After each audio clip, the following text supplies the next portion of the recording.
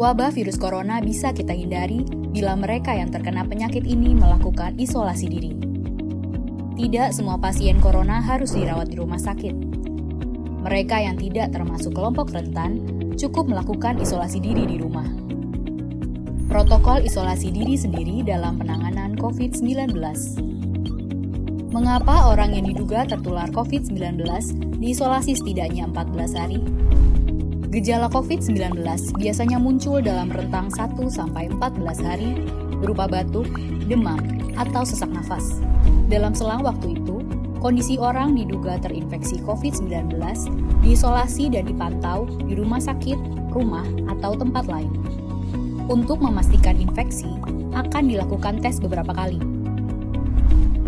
Apabila Anda bukan kelompok rentan seperti lansia atau memiliki penyakit kronis lain seperti diabetes, jantung, kanker, penyakit paru kronik, AIDS, penyakit autoimun, dan sejenisnya, maka Anda dapat secara sukarela atau berdasarkan rekomendasi petugas kesehatan melakukan isolasi mandiri.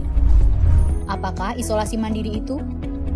Isolasi mandiri adalah upaya mencegah penyebaran COVID-19 dengan berdiam diri di rumah sambil memantau kondisi diri kita, seraya tetap menjaga jarak aman dari orang sekitar atau keluarga. Siapa yang perlu melakukan isolasi mandiri?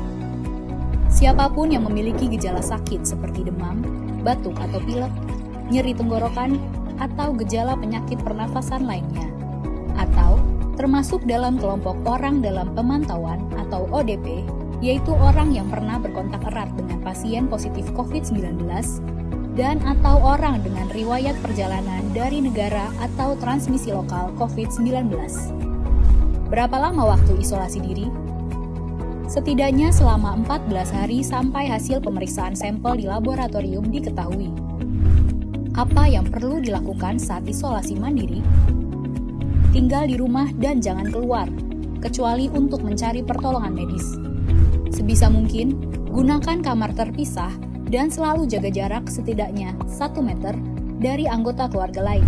Selalu gunakan masker selama masa isolasi diri. Ganti masker secara rutin apabila basah atau kotor. Lakukan pengukuran suhu harian dan observasi gejala seperti batuk atau kesulitan bernafas. Hindari berbagi peralatan makan seperti piring, sendok, garpu, dan gelas, perlengkapan mandi seperti handuk atau sikat gigi, dan juga benda berbahan kain, misalnya pakaian atau selimut. Terapkan perilaku hidup bersih dan sehat seperti makan makanan bergizi, rutin mencuci tangan dengan sabun dan air mengalir, serta melakukan etika batuk dan bersih. Upayakan berada di ruang terbuka dan berjemur sinar matahari setiap pagi. Jaga kebersihan rumah dengan cairan disinfektan, terutama untuk area atau permukaan yang sering tersentuh tangan. Hubungi segera fasilitas layanan kesehatan bila sakit memburuk, seperti mengalami sesak nafas. Apa yang tidak boleh dilakukan saat isolasi mandiri? Tidak boleh keluar rumah, termasuk untuk bekerja, apalagi ke ruang publik.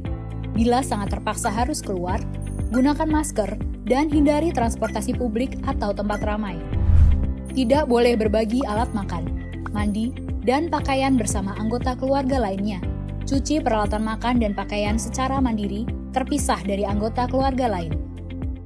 Bila harus berbagi kamar mandi atau mesin cuci pakaian, maka bersihkan dengan desinfektan setelah dipakai.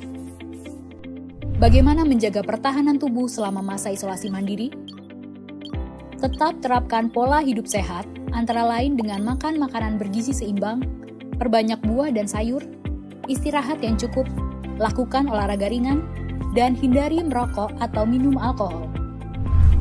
Isolasi mandiri bukanlah sesuatu yang sulit, namun membutuhkan komitmen baik dari diri sendiri maupun keluarga dan orang terdekat.